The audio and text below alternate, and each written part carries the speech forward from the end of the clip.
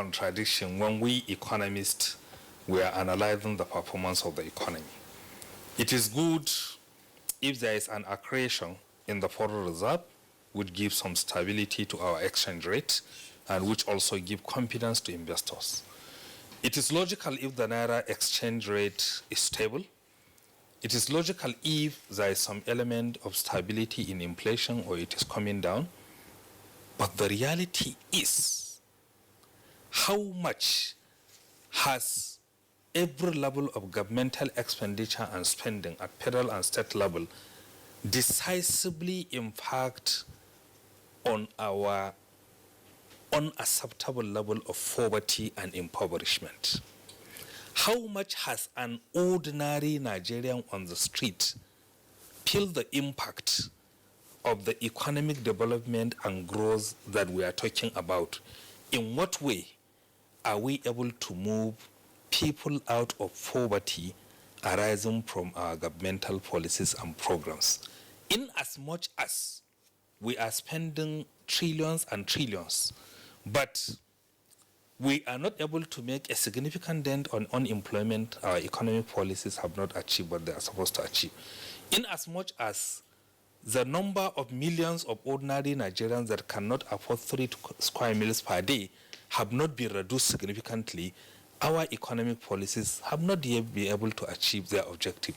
In as much as we have over 11 million out of school children, despite massive investment by UBEC and others, and we are not able to reduce that number, we cannot be able to say that we have achieved so much. In as much as significant number of Nigerians cannot get quality medical care, despite massive investment in healthcare, then we have a lot of questions to raise. So fundamentally, the question or the most important thing that we as intellectuals and policymakers need to sit down and talk is, in what way can we be able to think out of the box, put up economic policies that actually decimate absolute poverty and reduce impoverishment so that ordinary Nigerians can really feel the impact of billions or trillions and trillions of naira being spent?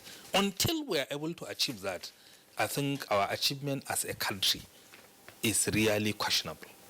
Yes, I think Ali, you have to come in here. It's in the same matter of pocket matter like this raise is very important. And this government, we know, of course, embarked on social investment programs, meant to touch the lives of the ordinary Nigerians. And we also know that about 13 million people have been said to be touched by this. The trader money and the likes, of course, along the radar of what the government has put in place for this important policy of government. And along the line of the same question that Kingsley raised, are Nigerians really feeling the impact of the enormous budgeting and allocations given to different strata of economic life? Of course, we know that government has also been on capital projects in this country. Constructions are going on, the rules, race, and what have you. How are all these impacting on our people in terms of what you take home? All right. Thank you, Kiram. You see, let me start by this. So you remember earlier I said one good thing about the Buhari's economy, is there is something for everybody, for the top, for the middle, for the lower. The lower is what he started with. That's the social investment program that this government has actually churned out. It's the biggest, in the African continent, actually, and it's the most comprehensive, at least in Nigeria. And what does it do?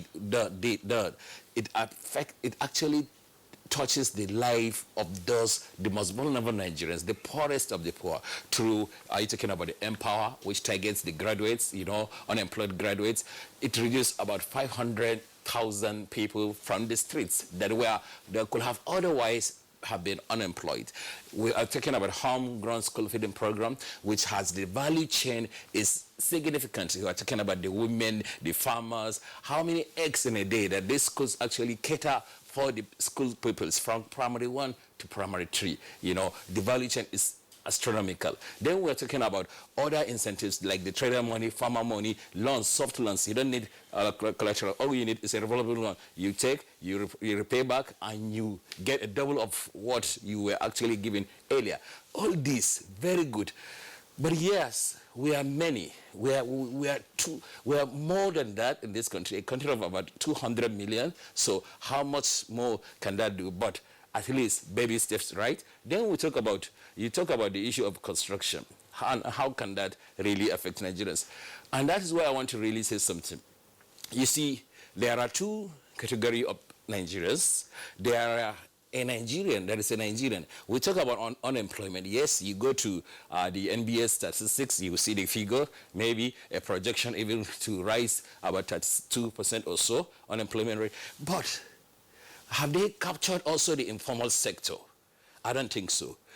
The diversification policy of this administration, if you are to aggregate or account for the number of farmers that have come on board through the Rice Anchor Borrow Funds and other schemes that are coming from Bank of Industry, CBN, and other development banks, you will see that millions of jobs have been created. That statistics are normally not captured by economists and by NBS. Now, also you have to understand, there is someone who will go and look for the little thing to do, and someone will stay at home waiting for a white collar or is it blue collar job at home.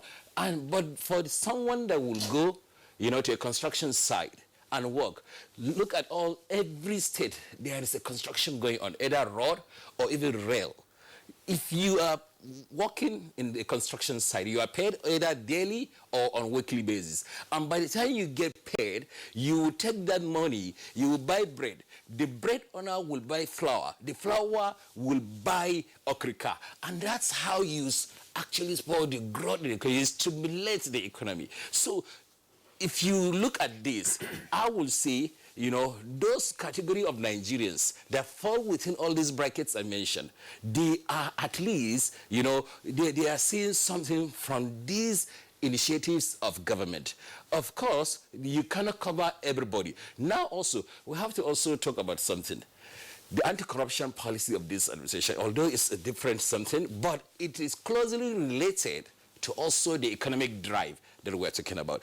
Because when this government fights corruption, it also frees the money in the economy so that it can be used on also some of these schemes and policies, so that what you are talking, our individual people will feel the difference. And I'll tell you, I have testimony, I have seen it, from a lot of Nigerians, poorest Nigerians, that could have ordered, that they don't have, like Professor said, the means of eating, even some of them, even once in a day, from states in Kogi, from Southwest, from the Northeast, from the Northwest, through the social investment programs.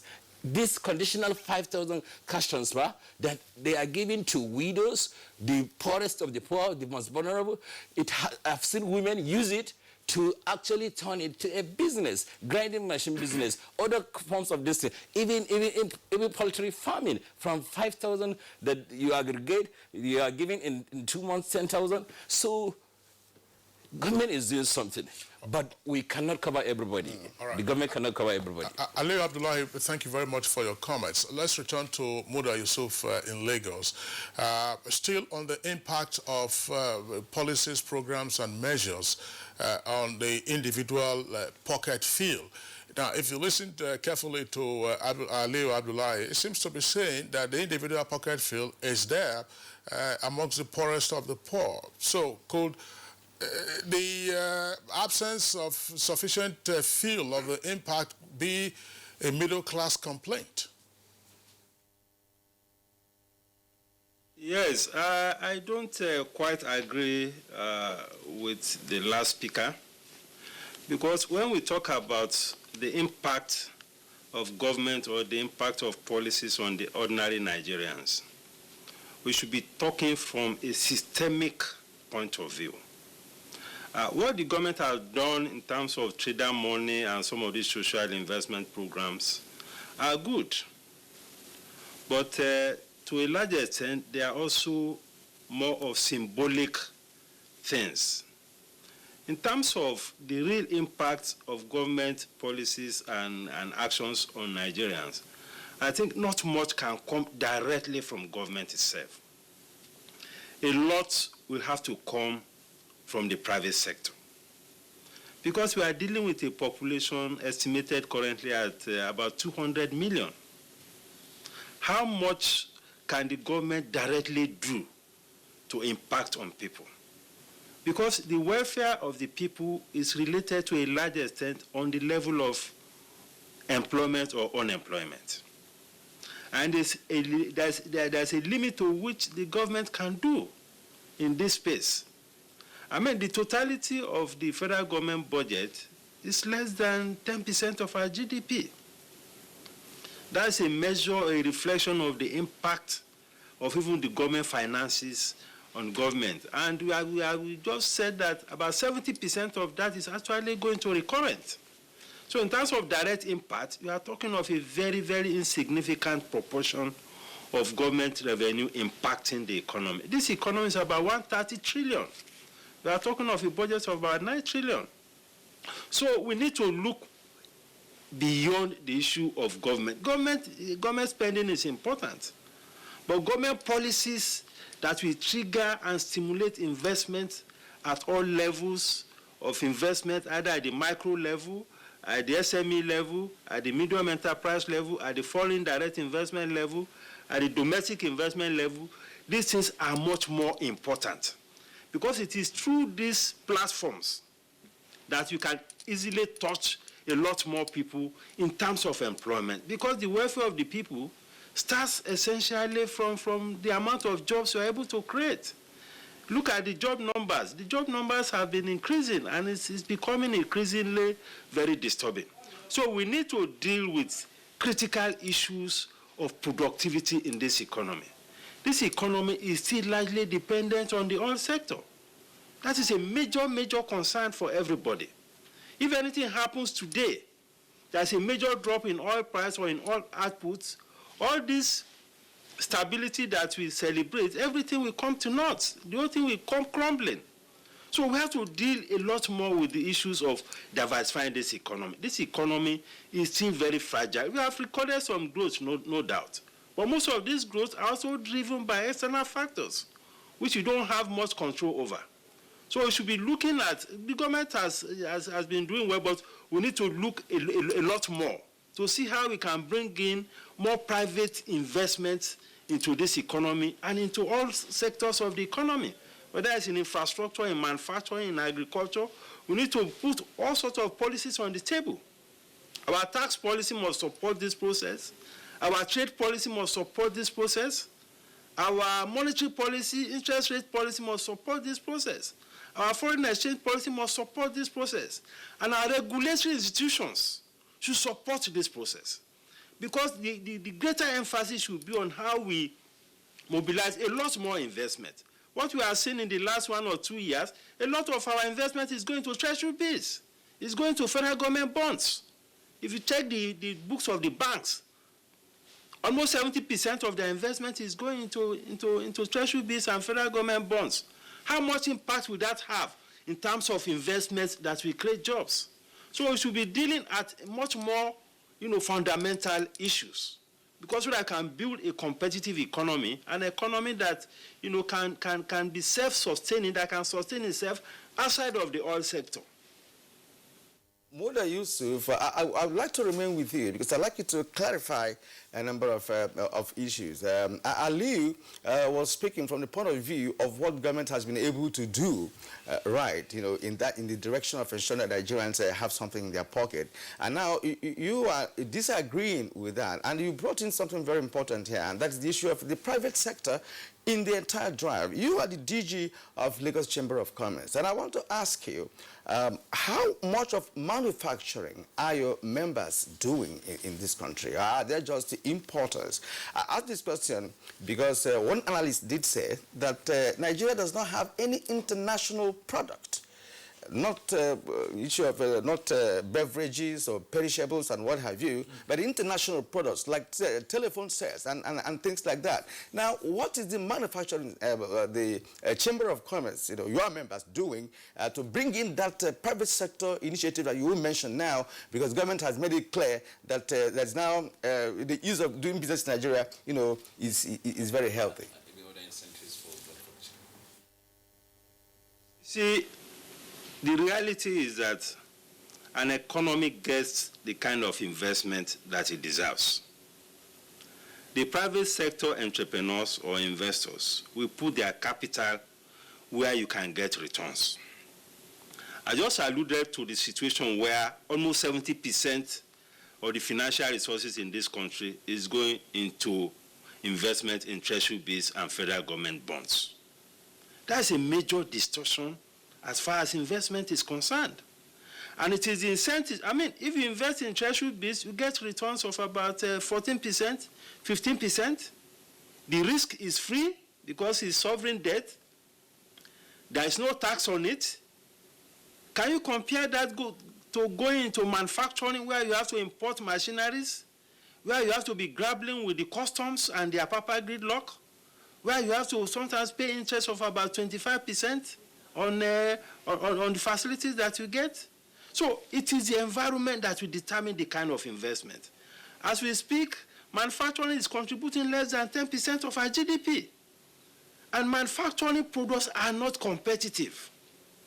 Earlier, there were some discussions about smuggling and all of this. These are symptoms of an environment that is not competitive. When you are producing and your cost of production is so high, look at the cost of diesel. I acknowledge that some efforts have been made in terms of power, but in terms of the output and outcomes in the power situation, the situation is still very bad. A lot of manufacturers are still depending on either gas or depending on diesel. Diesel is about 240 naira per liter. By the time you produce with diesel and by the time you move your products across the country, the cost of transportation is still high. So there's still a whole lot of work that we need to do to scale up productivity, because if you don't have an economy that is productive and it's competitive, especially from the private sector point of view, it will be difficult to be competitive internationally, even domestically. And it will be very difficult to create an economy that is inclusive, because it is through these jobs, through the connectivity between the different regions, that is how you can build an economy that is inclusive. Imagine you have rice in Kebbi. At what cost are you going to transport it to Lagos or to Ibadan or to the east? The cost of transportation is still a big issue. So the point I'm making is that for us to have the kind of impact that we need to have, we need to create an environment that will bring down the cost of production and make production much more competitive than what it is now. All right, Muda Yusuf, thank you very much. Let's return to Professor Mike Obadan in our Benin Network studios. Prof, I mean, if you wish to speak on the issue of the impact of policies and programs, fair enough. But since we're already dealing with what would appear to be gaps and challenges in the economy, and therefore the way forward, Muda Yusuf already touched on one of them. It says, look, we will need to mobilize more resources, this time from the private sector, for investment purposes. And in doing that, you must have the right mix of trade, monetary, tax, and regulatory policies in place, including interest rates, of course. What is your take on this? Thank you very much, Kingsley. Let me say that in terms of impact, I endorse the position of the DG Lagos Chamber of Commerce to the effect that the private sector has the preponderant role in generating jobs, reducing poverty, and also making government policies to impact very positively on the majority of Nigerian people.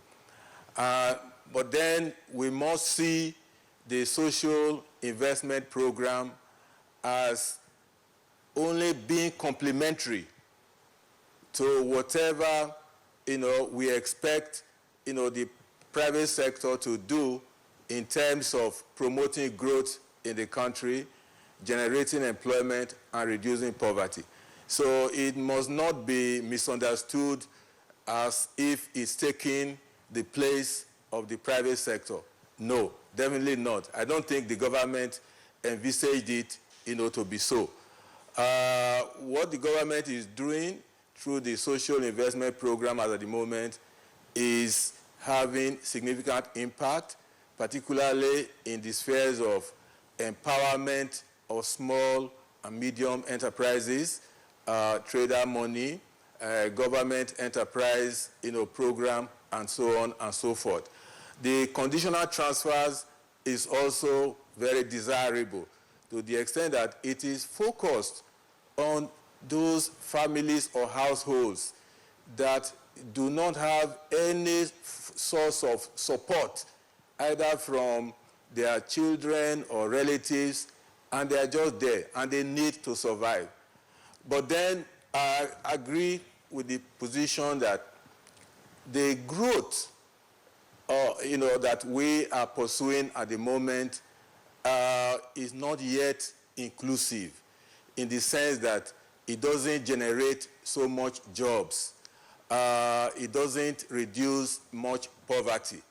And therefore, going forward, the policies must focus on how to empower small, micro, and medium enterprises to be able to step up their production activities, their business activities, expand, and then employ people. Where does government come in there? Government will come in by way of encouraging such enterprises with adequate infrastructure, particularly electricity supply. The state of electricity generation and distribution today is still, on the very low scale, low side. And many enterprises, both small, medium, and big enterprises, still rely heavily on generating sets, which then increases their cost of production, which Muda Yusuf rightly mentioned. So government must do something about that one. In the last 4 years, yes, efforts have been made, but such efforts have not yielded the desired results in terms of significant improvement in electricity. So government must bear that one in mind. Road infrastructure, rail infrastructure, that one will also have to be stepped up. What does that one imply? That public investment would have to be stepped up very, very significantly. In the area of policies, monetary, fiscal, trade policies, yes, such policies have performed fairly well in the past 4 years. I would expect that monetary policy will continue to support the objectives of growth and development in the country by way of facilitating, credit to private sector enterprises at, affordable interest rates. And I think all the central bank supported intervention programs are already doing this because they attract interest rates of less than 10%, 9%, or less. And importantly too, monetary policy must continue to support trade policy. The bank has done that one, through interventions, foreign exchange market interventions, by way of withholding access of certain enterprises from, for foreign exchange to import goods that can be produced in Nigeria. All right, Prof, we'll just pause you there. We'll return to you, of course, if time can allow us to do that. Now, we are going to take a short break right away. When we return, we will take other perspectives of this conversation, because I had wanted Professor Dama to go into the cluster concept which was introduced by the previous administration and sustained by this administration with respect to the issue of economic free zones, the business parks, and what have you. So thank you for staying with us up to this moment on Good Morning Nigeria, your GMN. Let's take a short break now. When we come back, the program continues. Can I see your particulars, sir? Officer, my particulars no dey here. In that case, you'll have to come with me to the police station. Officer, which level? Where I for find you something make you take arrange your weekend. What? Offense number 1, driving without particulars. Offense number 2, trying to bribe an officer of the law. I won't harass Nigerians or take bribe. Change begins with me. This message is brought to you by the National Orientation Agency in conjunction with the Federal Ministry of Information and Culture.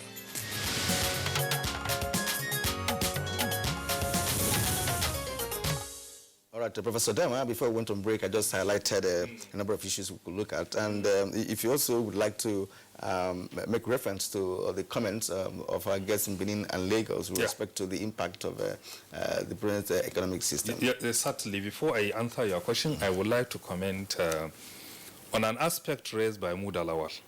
Muda Yusuf. Sorry. Muda Lawal was a footballer. He was a great midfielder. I know. Sorry for the slip of the tongue. No, that's all right. Now, the reality is that for a very long period of time, this country has given so much incentive to the private sector. But unfortunately, we don't have what is called reciprocity framework of actually what the private sector is doing as a way of reciprocating for the justice done to them by the government. If you realize, before the coming of this administration, there was a lot of tax waivers given to private sector enterprises, running into hundreds of billions, with the main aim of making their products cheaper and accessible. We have not seen that.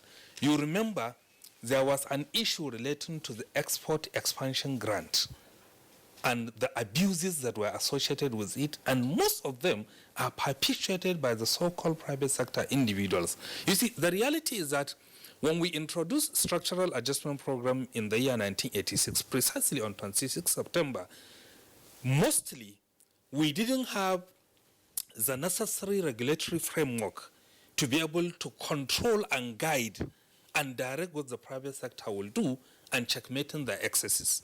And then we unleash private sector orientation and market economy without the corresponding expansion in the regulatory framework. An individual in the private sector, his major objective is to make as much money as possible, irrespective of what will happen. Exactly. And then the focus of government is to make sure that it protects the individuals and make sure that the individual does not exploit disproportionately. There is no single economy in the world that is fully market-oriented. When you go to the US, when you go to Europe, when you go to Japan, government intervene to make sure that things are right, because markets in themselves are left alone, have not, will not, and will never ensure optimality in resource allocation. And this is the reality. That is one. Are you still on the same point? Yes. By Muda Yusuf? Yes, on the same point. Right. Now, I have said it also times without number in our various programs. Now, if you look at the reality of our economy, there are certain fundamental things that we need to do, and we need to be honest to ourselves to be able to achieve that. The configuration of this country is made up of 3 types of government. It is only the federal government that is serious. What is happening at the state is beyond imagination, is below expectation, and the state and the local governments significantly represent almost half of the national economy. So we need to have more collaboration at the federal level with the state governments and the local government. The usual monthly meeting of the National Economic Council that is discussing issues that are not really serious to the economy, I think we need to change that orientation. We need to have realistic discussion as to what we need to do differently in order to move this economy forward. First, the costing of capital projects at the federal, state, and local government is extremely and disproportionately unacceptable and high relative to the realities of our domestic economy. We need to sit down and talk. Are we going to continue dissipating resources in the name of capital projects that could give us much more than what we are getting? Or are we going to have realistic costing of capital projects in line with international benchmark and standards, where, for example, Nigerian Institute of Quantity Surveyors are the ones that will actually cost capital projects? And I challenge anyone to contradict me. Pick any capital project at the federal and state government level, bring a quantity surveyor, let him cost it, you'll see a cost reduction. I challenge anyone to talk differently and to challenge me for a debate on this. That is one. Number two, the way... Number three. Number three. Now, the way and manner we are going about with capital projects and using debt as a strategy to finance capital projects, let me say it with clear sense of national pride, is not sustainable. Other economies that have really peeled off their infrastructure gap, whether in Brazil, whether in India, whether in Malaysia, they usually do it through public-private partnership where sovereign wealth funds invest their resources into those projects, maybe on a build, operate, and transfer basis. And therefore, the inbuilt profitability is derived from the implementation of the project and its operationalization, and it leaves no debt on the economy. Our present debt profile and its insustainability, and the fact that the oil market is not sustainable, and the fact that the DMO, the Debt Management Office, have never said to people what is the total volume of contingent liability that is on this country.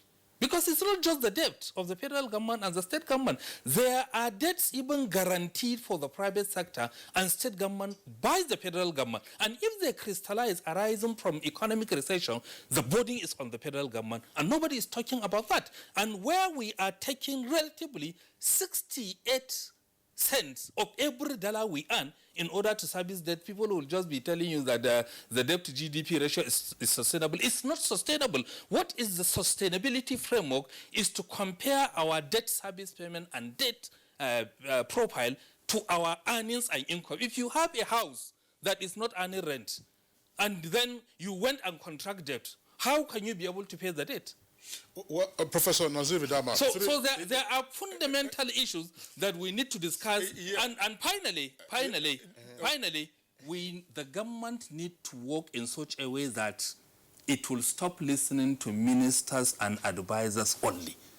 The government, particularly at federal and state level, they need to have think tanks of individuals who don't hold appointment and can look at Mr. President and the governor and say, Mr. President, sir, what you are doing is wrong. We need to do something differently. Mr. Governor, what you are doing is not sustainable. We need to do something differently. Until we have that, their political appointees will continue to tell them what they want to hear. Yeah, and that is not the reality. All right. Professor Nazir Vidama, thank you very much. You raised 4 points, but the fifth one, which you will have the opportunity of coming back to, you will be to answer the question posed by Kirian on the economic clusters, that's economic zones. We'll come to that. But why the subject is still hot, one of the questions, Kirian, one of the issues pertaining to the sustainability of using debt to finance infrastructure. We would like Professor Michael Badan to respond to that from Benin. But immediately, Mr. Muda Yusuf, I would like you to respond to at least 2 of the issues that Professor Dama raised. One is the unrequited performance, as it were, of the private sector, despite a slew of incentives by the federal government, on the basis of what you have also said, that the private sector ordinarily is a generator of jobs and economic prosperity, and yet we have a number of incentives coming to the private sector, and what we keep hearing will be the same old story. No power. What's your reaction? Yes, I think the prof has not been fair to the private sector, because just imagine where this economy will be today without the private sector. Look at practically all sectors of this economy. Look at what the likes of Dangote has done in cement and some other private enterprises. Look at what Dangote is doing in terms of the refineries. Look at what the situation is with our oil and gas sector today. Today, we are importing petroleum products to the tune of not less than $8 billion annually. And that's in addition to the challenges of subsidy, of smuggling, and all of that. These are consequences of having a public sector dominance in an economy. Part of the biggest problems we have in this economy today is the pressure on our foreign reserves, pressure on our foreign exchange market arising from importation of petroleum products. Why is it that up till today, we have 4 refineries, and yet we cannot refine petroleum products?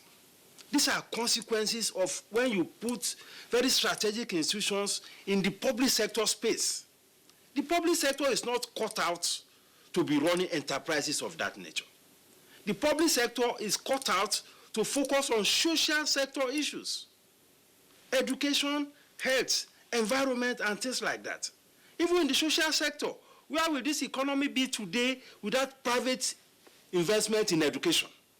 Look at private schools, private primary schools, private secondary schools, private universities, and polytechnics. Look at what is the private sector doing in financial services, in aviation. Where will the country be without a private sector in aviation?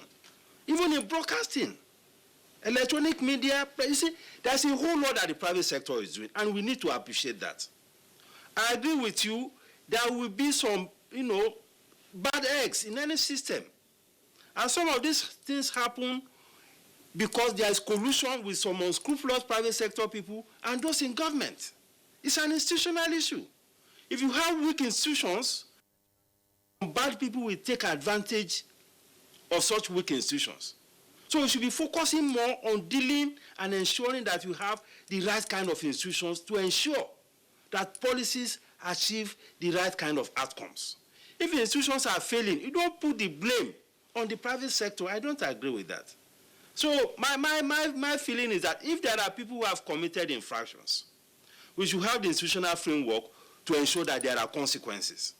Part of the problems we have in this country is that there are no consequences, either in the private sector or in the public sector.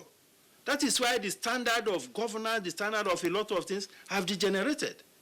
If you have a system that ensures that there is prompt consequences for action, we will not have the kind of problems we are having today. So that is my take. There's a whole lot that the private sector is doing. If there are infractions, let there be consequences. Nobody will be here to protect anybody that is doing anything that is untoward. But it is important that when you throw incentives at the system, we should look at the context in which the business is functioning. Look at how much incentive we are given to textile industries. For over 2 decades, we have banned importation of textiles. We have given them 100 billion naira intervention fund. We have done all sorts of things. Yet, the textile industries are still comatose. Why? It's because of the totality of the environment. So when we look at issues, we should look at it within the context in which those businesses are operating. All right, we appreciate your comment, protecting your constituency. But we also know that when it comes to education, you mentioned education started from with a private establishment. I mean, they were owned then by missionaries and so on. And on the issue of oil, you mentioned, recall that under the Abuja administration, 7 licenses were issued to the private sector persons to establish refineries, but they never did. Right, and now Dangote is on it. You mentioned Dangote about 3 good times on what he is doing nationally and internationally. Well, you can't just be him. Other people also enjoyed certain incentives that were never, gone far, the way he did. Because as you read, well, people put their money where they're going to get the benefits almost immediately. Nobody wants to venture into manufacturing, which has a lot of processes, that are required before you begin to make your gains. So that's part of the problem, the private sector, from what we have appreciated, in a couple of decades now in this country. Now, let our man Michael Baden, Professor Baden, please briefly too on the issue of debt of financing projects in Nigeria. You can speak to that.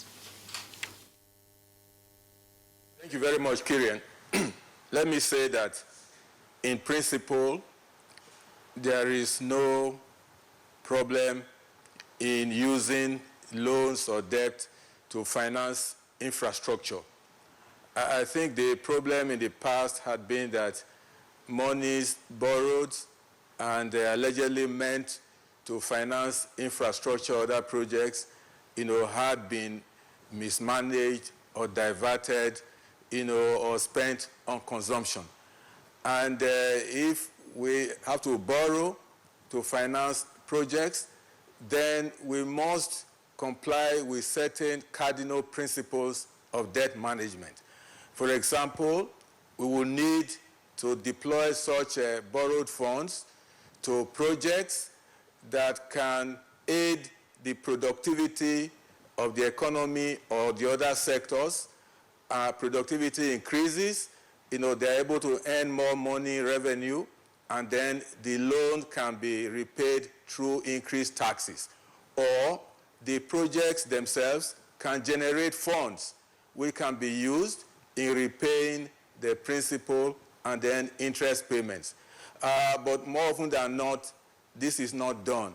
And in the case of external borrowing, we also expect a situation whereby the borrowed funds from abroad that will need to be repaid in foreign currency, not naira, must be deployed to projects that can increase export of goods and services and export earnings, or reduce the importation, of goods and services. Once this is the case, we can easily borrow either within the country or outside the country to finance, various projects. But let me also add that one thing that we must, look forward to doing, in the future is that once we borrow money, either within the country or outside, we should deploy them to targeted projects that can generate revenue. For example, road network.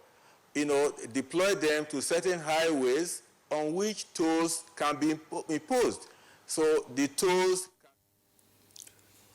All right, Professor Baden, sorry we're having to jump in there. We're getting now really pressed for time. Let's bring in very quickly Aliyu Abdullahi again. There are a number of matters on the table, but very succinctly. Professor Dama also referenced it, and indeed the other speakers, to some extent.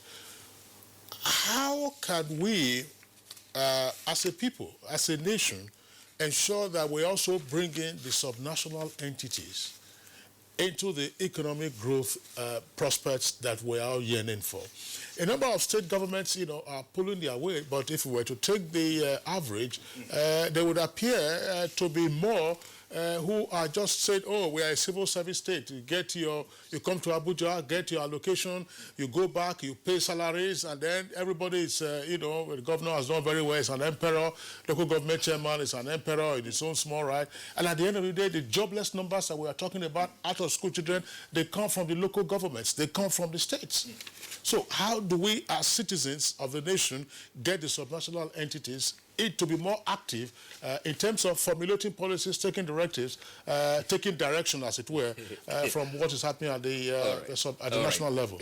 Well, though you say succinctly, you see, it has to start from actually the election cycle. Unfortunately, that's where you have to either get it right or wrong.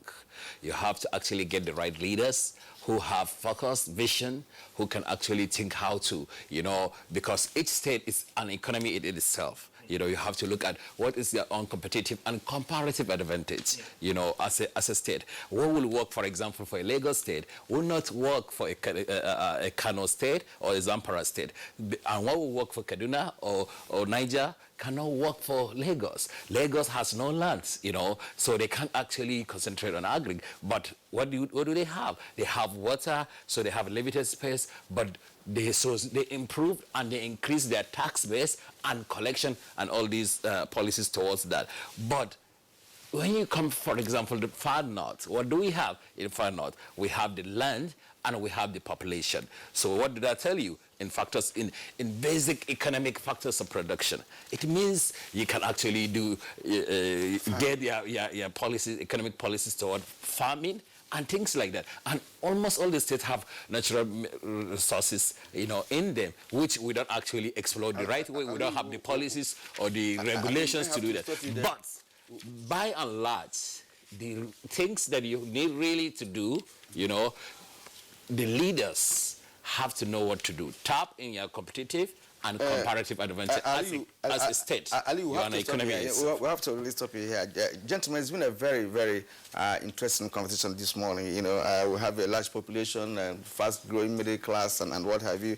And it was said that about 65 million Nigerians are economically active, but perhaps we have some spatial fragmentation because of lack of cohesiveness in doing all of that, which of course Professor Ndama actually said earlier. Now let's go to the tweets now. Some persons have been making contributions to the conversation. Law Alpha C. The recurrent expenditure of all levels of government is on the high side. The federal government should exercise the political will to drastically reduce the cost of governance, particularly at the National Assembly. Now, Benjamin Unze tweets, the soul of sustaining economic development of Nigeria is the provision of jobs.